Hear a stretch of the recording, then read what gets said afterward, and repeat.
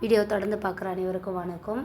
இன்றைக்கி பார்த்தீங்கன்னா ஒரு அழகான நெக்கு டிசைன் தான் உங்கள் கூட ஷேர் பண்ணியிருக்கேன். 1 இன்ச்சு ஒயிட் கலர் கிளாத் எடுத்துகிட்டு அது நார்மலாக நாட்டுக்கு தைக்கிற மாதிரி தைச்சி ரொட்டேட் பண்ணி எடுத்துக்கிறேன். அதுலேருந்து 2 இன்ச்சு கேப்பில் ஃபுல்லாக கட் பண்ணி எடுத்துக்கிறேன். கட் பண்ணி எடுத்ததை பார்த்திங்கன்னா நெக்கை சுற்றி 1 இன்ச்சு கேப்பில் வச்சு ஸ்டிச் பண்ணிக்கிறேன்.